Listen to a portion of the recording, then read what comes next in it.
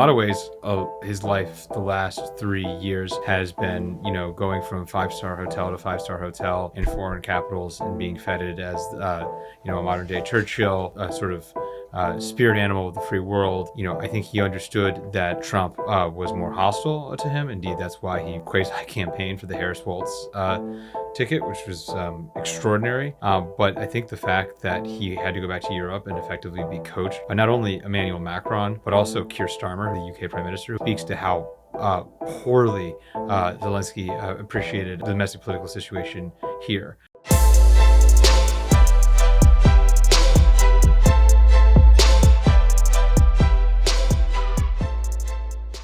Thank you so much for tuning into the Signal Sitdown, but before we get to the interview, we'd love it if you'd hit that like and subscribe button on YouTube, Spotify, or wherever you may be joining us. And please remember to give us a 5-star review because we love your feedback. Remember, it's your government, and together we'll expose how it really works and how to affect real change. Without further ado, here's the interview. Curt Mills, welcome to the Signal Sitdown. Thanks for having me. It's great to have you here, and it's great to have a piece on the American Conservative today. Yes. I love I love the website. You guys do great work, and a crucially important voice in a time where the Trump administration is coming into office and the world is a lot more unstable than it was when he left office. He just got off the phone with President Vladimir Putin of Russia.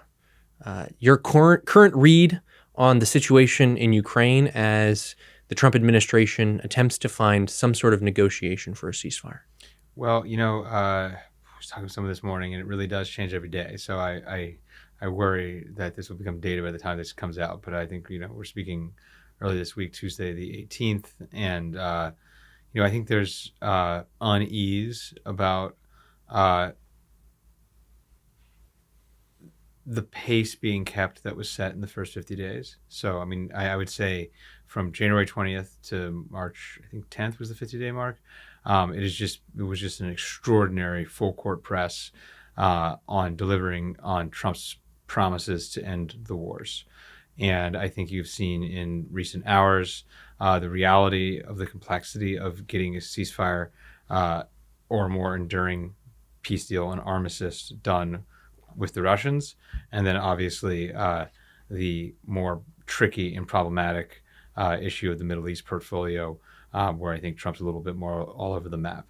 But as to the call itself, I think it was a little bit of cold water that the figure, John Mearsheimer, the great IR scholar, has kind of been talking about months, that he's been very skeptical that the U.S. could get to a ceasefire. I'm not nearly as bearish. I think I sort of default that we will get some kind of major peace deal done by early May, which I think Trump is enticed by the prospect of attending the Russian military parade in honor of Victory in Europe Day, where they call it the Victory in the Great Patriotic War. But I think today, again, mid-March, we saw the reality that the Russians don't have the most incentive right now for the war to end. I think sort of if you just read the headlines of the New York Times or Wall Street Journal, probably more egregiously, you would think that that this has been a massive disaster for the Russians, and indeed it has been an enormous disappointment. It's been very costly, but the reality is the second derivative of this war, the last 12 to 18 months, has seen steady increases in territorial conquest by the Russians, and the Ukrainians are obviously desperate beyond belief, and might just collapse over the years to come if they were to keep the fight going without Washington's support. Mm-hmm. So I think you are going to see Putin play hardball, and I think we saw a little taste of that today. Yeah, it's interesting that you mentioned the second derivative of this war being just a steady march for the Russians. It's incredibly slow paced. It's not any sort of large amounts of territories like we saw in the first weeks of the war. But importantly, Russians did expel Ukraine from Kursk. That was a territorial bargaining chip for the Ukrainians. Right. They've lost that leverage. Of course, if the Russian government believes that this is the start of a massive fold, then you need to reintroduce incentives to get Russia to the table. And I think that's kind of the baby that the administration has to split in some ways, right? Where you need to bring Ukraine to heel. Trump has done that. But in the ways that which you have to bring Ukraine to heel, you ultimately look like you are strengthening Russia's hand. So we're not going to provide you security guarantees. We're going to pull back on the aid that we're providing your not only military, but the entirety of your government, right? All of the government institutions would have collapsed months after the Ukrainian invasion had it not been for U.S. and Western European dollars really bolstering up, floating up, propping up the Ukrainian government's financial solvency. And now, so you pause the aid, you take back the aid from the Ukrainians. Well, then it looks like the Russians can have a clearer path. And so with the loss of Kursk, now the Ukrainians seem to have agreed that they want to get some sort of ceasefire agreement done. Now Trump's got to turn to the Russians, turns the aid spigot back on to give himself more cards going into those negotiations with Russia. Am I reading that correctly? Do you see that the United States is kind of in the middle of wrangling these two individuals physically, in Zelenskyy and Putin, but these two regimes to the table by having to kind of code switch on and off depending on who they're trying to wrangle throughout the day? Yeah, I think it's a negotiation. I would just say, Trump has already spent a lot of political capital selling his own party and selling the country on this approach. And so I just think it's a high-risk moment where if the Russians don't come to the table and basically meet Trump where he's at, the risk of escalation is too high for my blood. And so I'm a little nervous about it. I still am optimistic, but I think it is incumbent upon Washington not to dither around if they actually want to end this war. You end wars by ending them. I think we learned this in Afghanistan. We can quibble about the details. I think we learned this in Iraq. We can, again, quibble about the details. But if you want out, you've got to get out. And I think, it's not like the U.S. is just, agree to every concession the Russians want. But the reality is they do have cards. And if the U.S. doesn't want to continue militarily supporting Ukraine, it is a pretty clear choice between armistice and escalation. And obviously, I prefer armistice. Mm-hmm. Obviously, the big splash moment for the administration's actions on Ukraine came in the Oval Office between Vice President Vance, President Trump, and Zelenskyy. It's interesting being on the White House campus that day because I have a White House pass. I was there. I was not in the pool, so I was not in the Oval Office. I did not witness it firsthand. I was actually in the briefing room when everyone returned from the Oval Office visitation, and there was just an instant buzz because those of us who are in there are working on stories or we're on our phones. And all of a sudden, you start having the playback of the conversation play over the speakers in the briefing room, and a lot of folks were sitting there, and it was kind of interesting to see how a corporate media narrative takes shape and then is imposed kind of top down, where instantly it was like, well, that meeting was just going on. It was going on so long because it was going so well. It was going so well, and then Vance blew it all up. I go back and watch the entirety of the exchange, and I see a Ukrainian leader insisting again and again and again on security guarantees, the kind of which that would have been provided by the Biden administration, or at least the kind of which that the Biden administration did try to provide by pushing for a Ukraine in NATO at some point. And I think that's kind of where, Vance didn't blow up the meeting. He actually saw through what Zelenskyy was trying to say, saying, no, we're not going to do that. We're going to try to bring an end to this war as quickly as possible. Do you think Trump has handled Zelenskyy properly? Did he need the type of smackdown that he received in the Oval Office for Zelenskyy to wake up and smell the roses and get on side with the ceasefire? I mean, Lindsey Graham turned on Zelenskyy. This seems like a major moment. I think he handled it properly in the sense that it's sort of difficult to imagine Trump laying down the law in any other fashion. This is somebody who will. This is his mode. Yeah, this is his mode. So with the caveat that there's only one Donald Trump, and I think for media's sake, well, Miss Money's gone, but like, he does a lot of it live. He does a lot of it in open. Maybe it's the way of the future. Maybe he is a trailblazer. I don't know. But I think regardless of the medium, private or public, that level of stridency was required if this war is going to come to an end. Zelenskyy was clearly, one, poorly briefed. He did not understand where the administration was, and additionally, the political constituency of the administration. He clearly didn't understand. Which you'd think he would be, given that this is the entire game for his regime. I mean, this is the only way that he stays in power. Yeah, I mean, I think that, look, he's the executive of a country clearly at war. If you haven't noticed, he likes to wear the combat fatigues.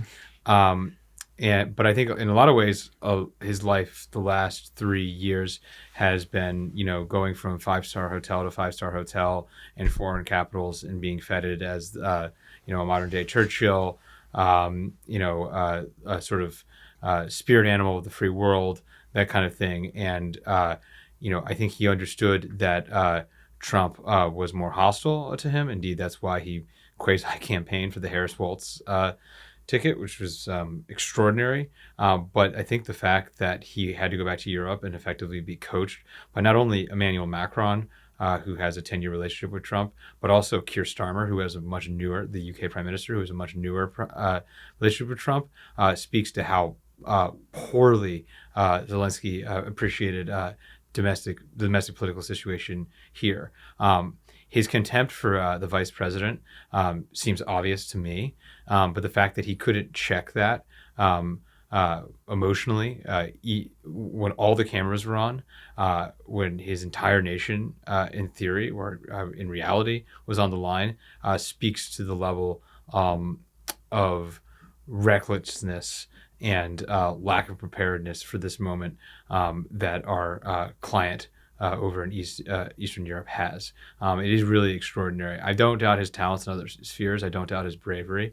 But the fact that he wasn't able to navigate that moment, he could have, you should never lie, but he could have been way more diplomatic and then tried, again, from Zelensky's perspective, try to get concessions back from Washington and back channels, but to get into an academic debate with the vice president and then try to appeal for the president to turn on his vice president in public. Extraordinary. Yeah, it was extraordinary. And I'm glad that you brought up the meeting with Macron that followed. I mean, the crisis PR strategy of the Ukrainian government was so bizarre to me. It was just every single Eurocrat that Zelenskyy could find was quote tweeting and saying, "Thank you for your support from Ukraine. Thank you for your support of Ukraine." Here, his most important problem was shoring up the support of people like Lindsey Graham, right?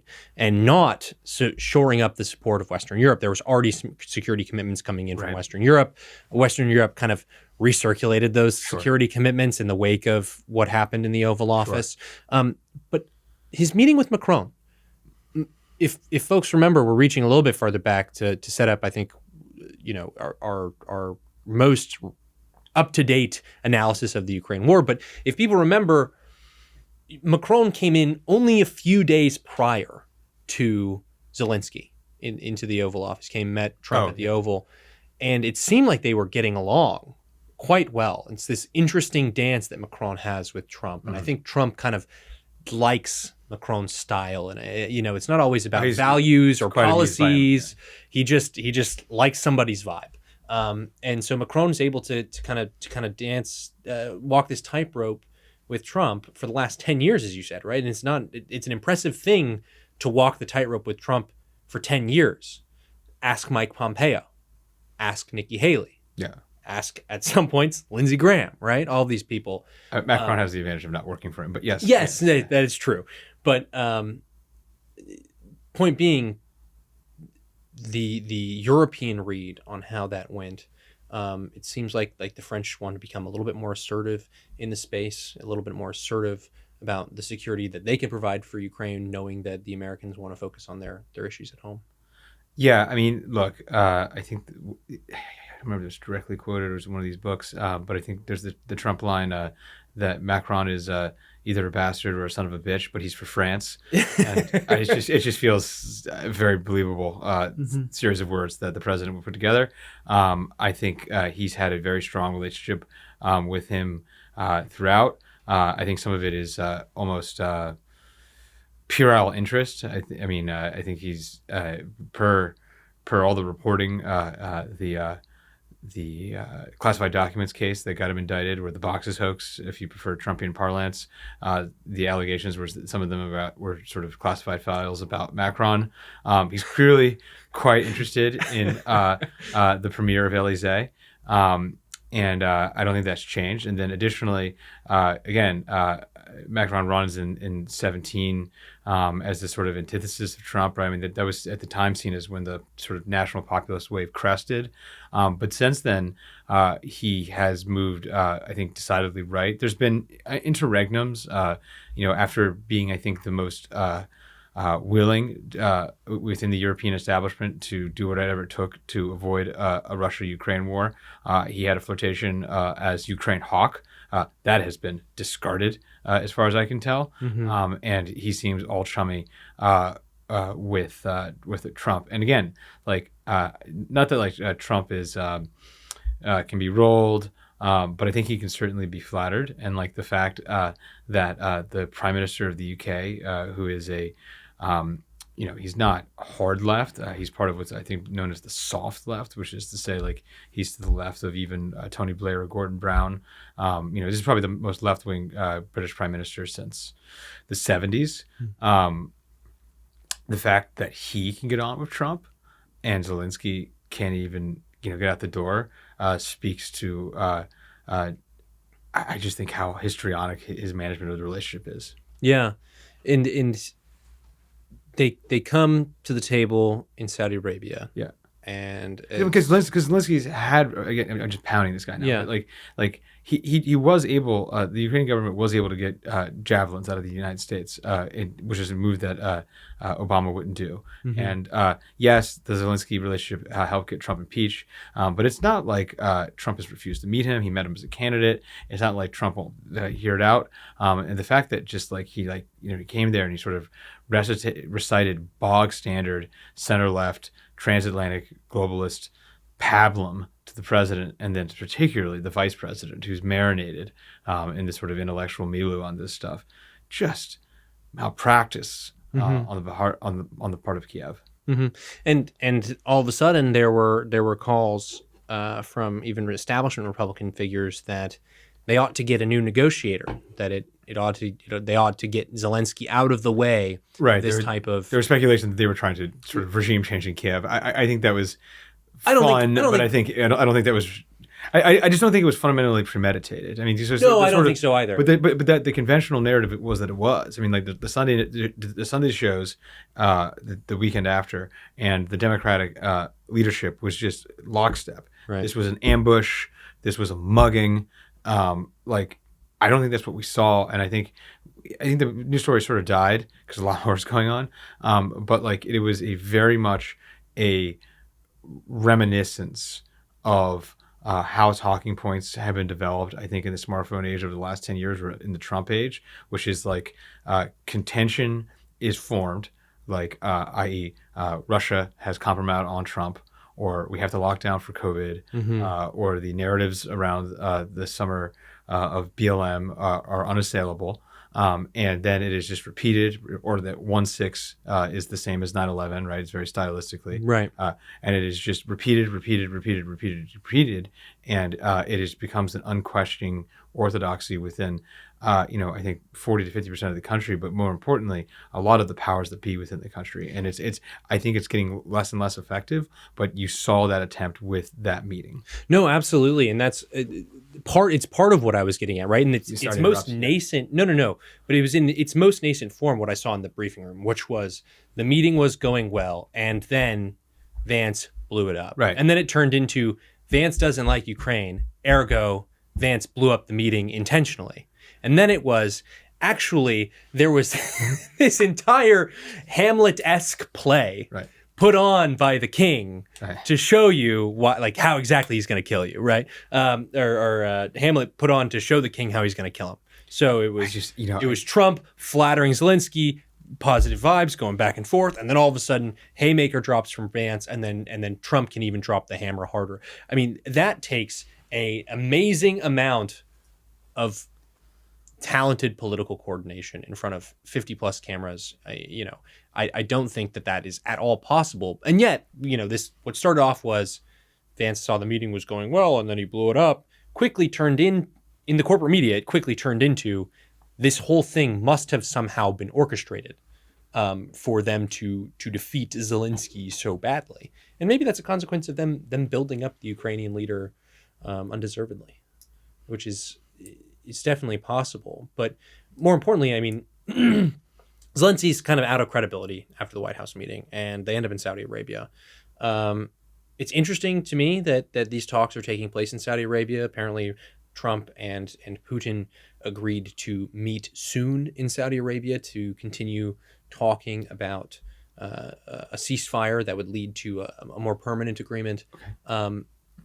The Saudis' role in this, the Saudi governments, we've talked for a long time, proposed different places where a peace agreement could be brokered for Ukraine. Some people threw out Turkey, some people threw out you just should go to Germany with the energy aspect, plus the transatlantic relationships that Germany has. But I didn't see Saudi Arabia coming. Do you think that that's a natural place for them to continue to iron out their differences? I think it works. I think Saudi has tried to rehabilitate its image since the Khashoggi assassination. I think MBS has become a much more quiet player. I think there is fights or competitions within the Gulf states to become sort of Arab Singapore's and or Arab Switzerland's, probably more accurately. I think the Qataris and the Omanis have done this for years. But Saudi, as part of its liberalization campaign, opening up such as it is, has tried to make itself a far more attractive place for global summits. And I think they're very much in the mix. And then, anytime anyone who's spending time in the Arab world knows that this is sort of like the 90 days where like it's pleasant to do business and walk outside, like December to March.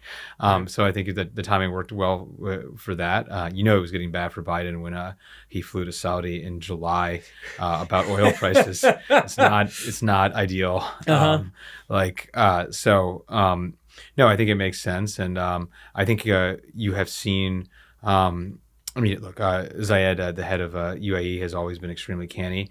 And look, Salman obviously is not a joke by any stretch of the imagination, but you have seen him emerge as a far more diplomatic and sophisticated player, in my assessment, on the global stage.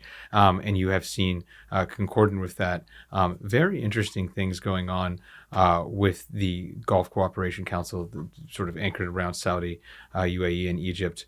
Since the Abraham Accords, they have very much been far more moderate. And I know this is getting into the Middle East now, but they're far less in lockstep, in my view, with Jerusalem, and they continue to surprise. And so throwing themselves in the mix on the Russia-Ukraine stuff, not a huge surprise. And then additionally, of course, Saudi and Russia are kind of frenemy competitors in the energy space. Right, the energy superpowers. And that's precisely why I brought it up, is to eventually get to a pivot to the Middle East, where, as one ceasefire forms, another basically falls apart.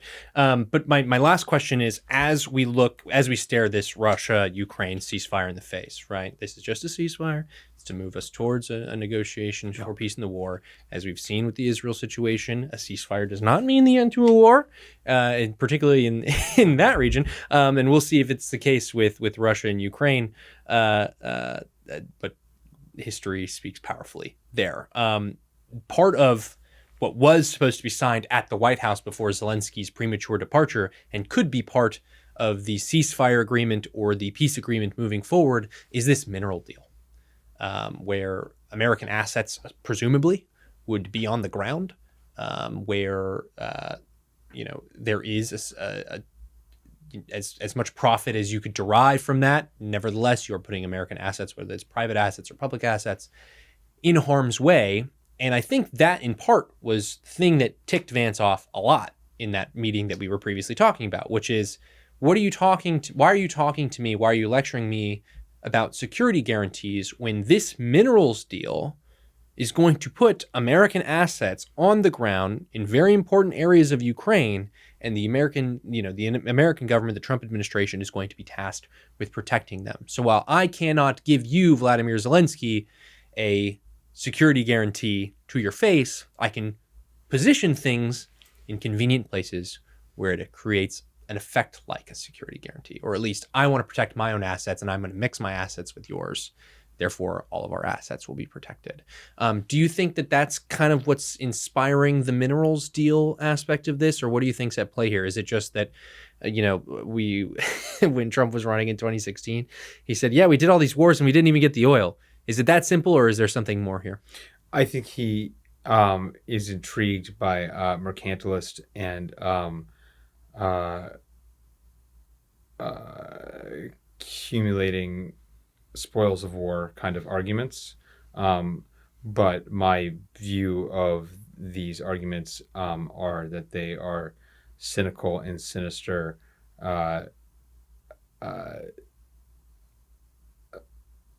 Joker cards in the deck to keep us in these conflicts longer. I'm not an enormous expert on the mineral landscape in Ukraine, and then also extending into that part of Russia. I don't doubt that some are there, but I would note, one, why weren't they developed up until this point? Mm-hmm. Two, why is this the first time we are hearing about this? Three, how feasible is it really to open up a mine in a war zone? And then four, this is the exact same playbook, line by line, on the argument that was made to elongate the U.S. in Afghanistan. And the pitch was made not only to Trump, but also to Biden. If you remember the spring of 21, so 4 years ago, it was like, well, if we leave Afghanistan, we are going to sacrifice all these precious minerals to the Chinese. Mm-hmm. Okay. Again, not to relitigate Afghanistan, but it's been 4 years. I haven't heard about these massive minerals projects run by the CCP.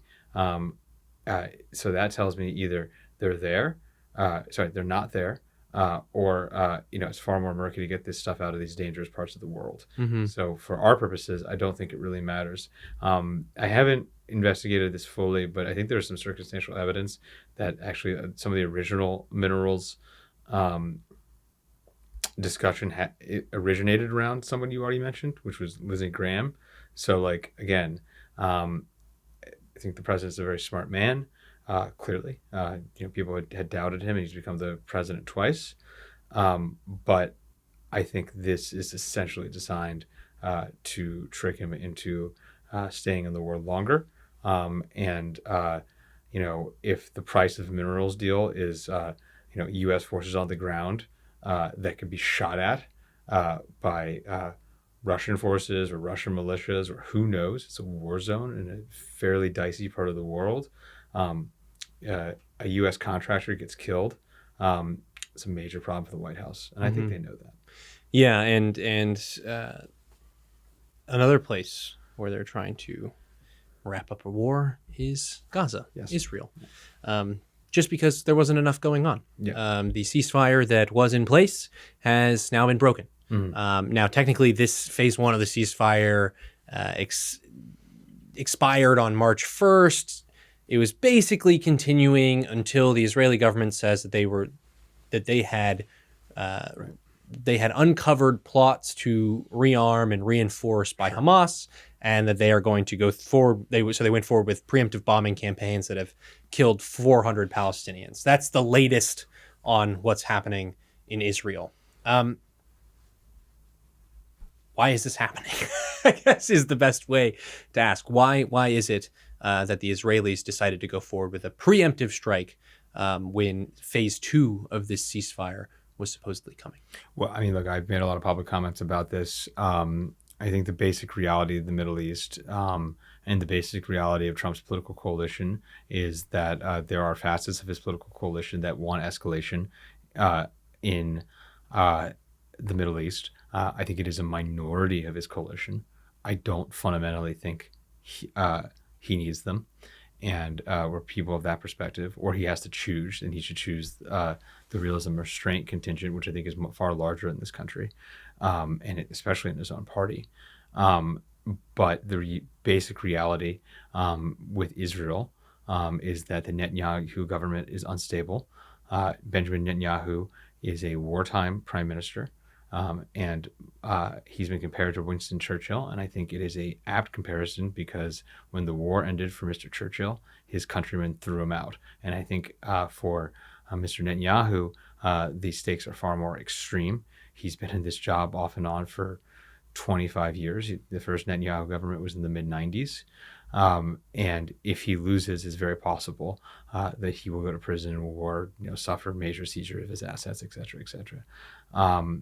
Accordingly, I think it is not a coincidence that the U.S. has escalated in Yemen or on the Red Sea in parallel with the Israeli strikes in Gaza, in parallel with the already ongoing Israeli actions in the West Bank, which get a lot less attention. Mm-hmm. So, I don't think this Israeli government wants peace. And it was interesting for them to instantly go very, back very to similar to the Ukrainian government. Yeah. Yeah, and they went back to the objectives of the war, right? Which is what Zelenskyy did in the meeting with Trump, which was a huge mistake. Which was and Netanyahu is much more sophisticated than Zelenskyy. And it was the complete expulsion of Russian forces from all Ukrainian territory, including Crimea. Right? That's kind of what Zelenskyy was laying out. In reaction to this preemptive strike against Hamas, Israel says, well, it's in order so that we achieve the war, our war goals. And the war goals were destruction of Hamas, make sure that Hamas cannot govern, and figure out what to do with the West Bank afterwards, right? Almost as a weird afterthought. Those were the three main goals of the Israeli war effort. And it's surprising to me. I'm sorry. One of those goals, return the hostages. Second goal, destroy Hamas. Third goal, make sure that Hamas in any way, shape, or form cannot govern again over Gaza. Right, but it's very interesting that the hostages haven't been the top line goal. I mean, it's a little bit similar to U.S. actions in the Middle East during the War on Terror, which is like, we should really get the Bin Laden guy. I mean, George W. Bush kind of was always like, we don't. I mean, I think at some point George W. Bush actually downplayed the importance of getting Bin Laden. Like, we got other things to worry about, like Iraq, et cetera, et cetera. Yeah. And if the driving goal of the Israeli government was to get the hostages home, they would be home. They have these other competing goals. And to a certain extent, just realpolitik, the ongoing nature of the hostage crisis, again, serves this prime minister, in my assessment. Right, and it was the latter two goals, right? And that's what Netanyahu's own domestic. This is not just me, throwing pot shots here. That Netanyahu's own domestic opposition, the families of the hostages. I'm sure many of them disagree, but a lot of the families of hostages feel this way and articulate it publicly. Mm-hmm. And also members of his own cabinet, members of his own government, to maintain the coalition, right? There's no mistake, I think, that when the war restarted, he actually regained people to right. Netanyahu, fired his defense minister, Yoav Gallant, who's also wanted by the ICC, the International Criminal Court, for not being requisitely fanatical enough, effectively. This is an out there government. It is also one that is very powerful and fairly influential within the court of Donald Trump. Again, it is an issue that is not going away. It's not like the Israelis are asking for don't interfere, to let us handle this. It is a reality that they want, number one, U.S. arms sales, number two, U.S. moral support, because they basically lost European moral support, with the possible quasi-exception of the British. Additionally, the bigger stuff, like airstrikes on Yemen, and potentially strikes on the nuclear sites in Iran, the Israelis either don't want to do it or don't feel they're capable of it and don't want to find out. Mm-hmm. It was interesting when I was reading up on the latest with breaking this ceasefire. Is that one clever journalist included a line from the Netanyahu. I forget if it was a Netanyahu spokesperson or just the Netanyahu government writ large, which was that Israel, after the ceasefire was announced originally in January, said Israel reserves the right to wage war if necessary with the backing of the United States. It's like a very interesting inclusion, very interesting prepositional phrase to include on a statement which you're saying we reserve the right to restart this war if we feel like. No, you're reserving the right to have U.S. support in the war. It just seems bizarre. I should try this with my board. I should just publicly state that my board's behind me on something and then not consult them at all. Yeah, so, and it speaks to how that first war aim, which is getting the hostages home, can be overridden and comes into conflict with the other stated war goals of the Israeli government. The other aspect of this too, you mentioned Yemen, that the Israelis, the president has issued a series of very extreme threats, which have been cheered on by members of the Israeli government, as well as other folks in the less restrained column of President Trump's camp. He's issued very serious threats against the Houthis in Yemen. I don't think most people know actually who the Houthis are. Why are we fighting them? I can attest that many a White House official doesn't know who the Houthis are. Yeah. And so I guess let's start from square one really quick. Who are the Houthis? Why does the U.S. feel the need to bomb them? The Houthis are a militant group in Yemen, which is by some measures the poorest country in the world. Yemen abuts Saudi Arabia. During the Arab Spring, the government of Yemen collapsed. There has been this rotating fight between the president and vice president, one of whom is passed at this point. Saudi has actually flipped its allegiances in sort of confusing manners throughout this war. The aforementioned Mohammed bin Salman, as part of his power play when he was appointed defense minister by his father, the King Salman, escalated the war with the UAE on Yemen. Some really grotesque stuff went down there. And the Houthis are a militant group that has existed since the 90s.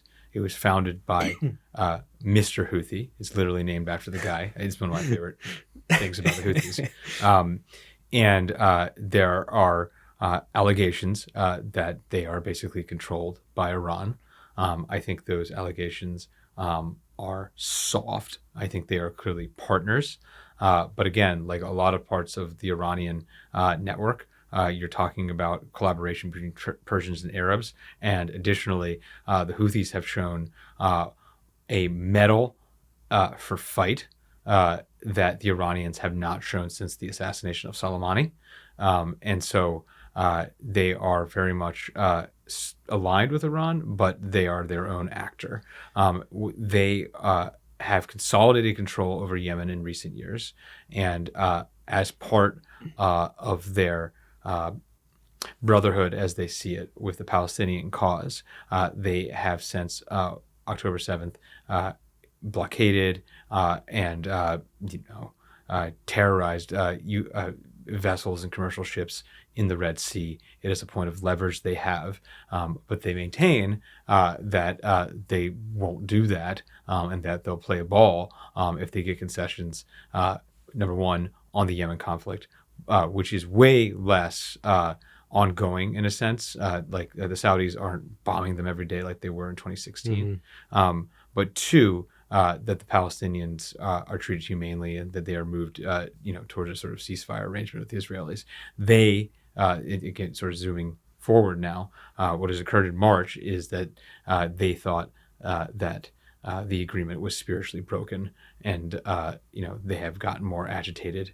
And then, of course, the U.S. bombed Houthi positions over the weekend. Mm-hmm. And over the weekend, you got in a lot of trouble on social media because I don't know. you suggested that maybe the United States isn't chiefly responsible for what happens in the Strait, what happens with respect to Yemen. It's not our responsibility to be making sure that the Houthis stay under control. And a lot of people looked at you and said, no, international shipping, stupid, which that is the argument that often comes out, that it is a argument to secure international shipping lanes, and then also filled in on the back end that these are all Iranian proxies. And what we're actually trying to get at is picking a fight with Iran. On the shipping lanes, on the shipping lanes point, the American Conservative published a really interesting column that included an image of a graph that showed this is not something that is directly disrupting shipping to the United States. It's actually disrupting shipping from Asia to Europe, the same Europe that we're trying to convince to buy more of American products, to import more American products. So why isn't this argument about international shipping convincing to you? I mean, I guess it very much fits into my worldview. So I am very sympathetic and subscribe to anti-globalism. I don't think it is worth it for the United States, or let me put it more bluntly, I don't think it's worth it for the average American. I don't think the globalization trade-off since at least the 80s has been worth it. And I think public polling indicates that. And I think, with all due respect to Mr. Trump, someone like Trump does not get elected president if Americans are happy.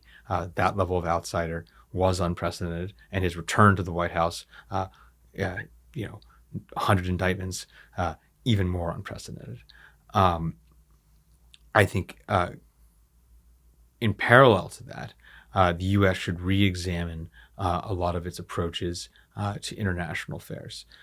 If the goal of opening up the Red Sea shipping lanes is to move the supply of oil, we should ask the question, if the U.S. is a net oil exporter, why do we care so much about, worst comes to worst, we have enough here. Additionally, I would also make the argument that the shipping lanes position was very much at the core of the worldview of a lot of the primary opponents that Mr. Trump dispensed with in 2016. This is the kind of thing that Jeb Bush would say. This is the kind of thing that Marco Rubio would say, the previous version of Marco Rubio. And same thing Hillary Clinton would say too. Precisely. It's interesting to see, like, just to tie these two things together. A lot of people on the right are calling me insufficiently right enough, or not really conservative, because I'm an isolationist and because I'm walking around talking about how people who say they are conservative are parroting talking points from Hillary Clinton on the debate stage in 2016 when it comes to Syria. And I'm the guy who's not sufficiently conservative. I don't understand that at all. And it seems like they're doing the same thing in Yemen as well, where they're trying to move the goalposts back under the guise of MAGA. Yeah,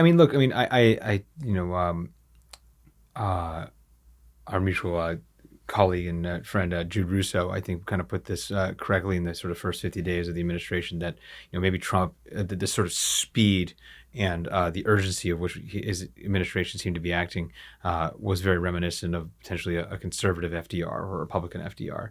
And if you look at the sort of, I hate to use almost a cliche, but like the welfare warfare state of the United States, in the long sweep of history, that is the aberration. The U.S. was not this militaristic behemoth. The U.S. was not this globalistically concerned power until after the World Wars. And I think that bargain has very much run out for the average American, and particularly since the 80s, when the beginnings of globalization in overdrive really started with the collapse of the Soviet Union. You saw the open borders mentality among global elites. You saw the free trade mentality among global elites. And then undergirding this was corporate militarism, the taking of people's lives to keep business going. And I think not only is it immoral, but I think in a crass way, it is just not worth it. We've covered a lot of ground. We've covered Ukraine, we've covered Israel, we've covered Yemen, we've touched a little bit on Syria.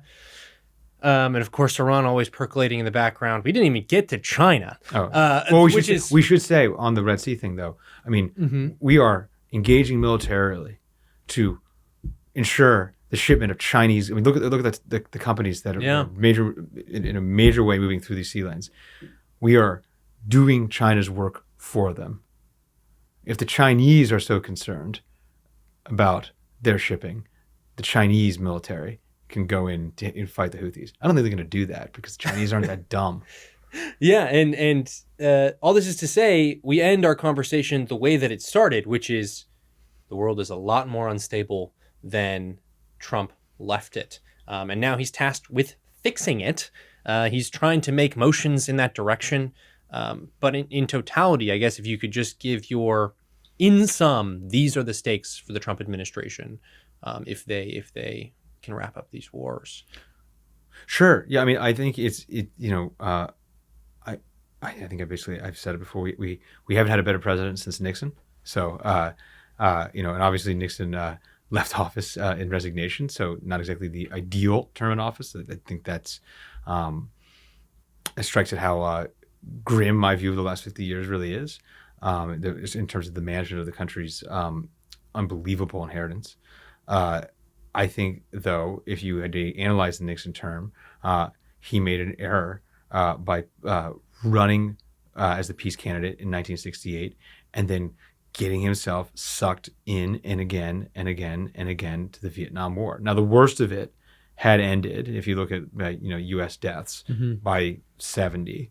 But the needless expansion into Cambodia, these wars take on a psychology and logic that is crazy the longer you stay in there. And this is actually something that Steve Bannon agreed with me and told me in our interview that we did for our cover issue in February. You just got to get out. And if we are having this conversation in a year about Israel, Iran, Yemen, Lebanon, et cetera, and Russia, Ukraine, these cease to be Biden's wars. In fact, it's March. People aren't even thinking about Biden anymore. It's like Trump never left. It will all blur. And the Democrats and opponents of Mr. Trump, of President Trump, will have on a silver platter the issue to run against Trump if they are smart.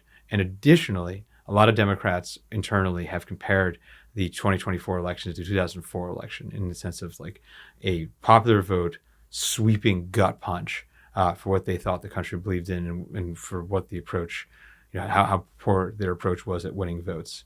What rescued the Democrats in the mid-2000s? Needless wars.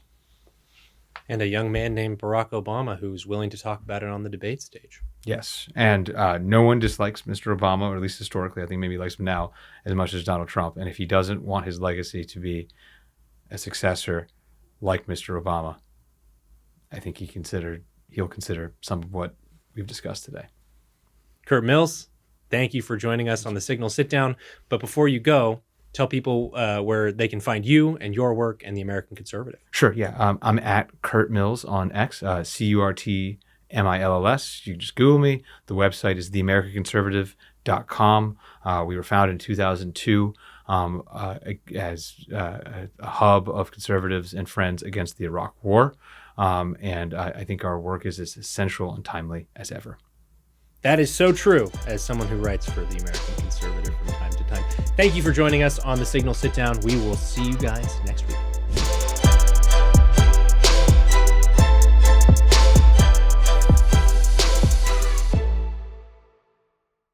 Thank you so much for tuning into the Signal Sitdown.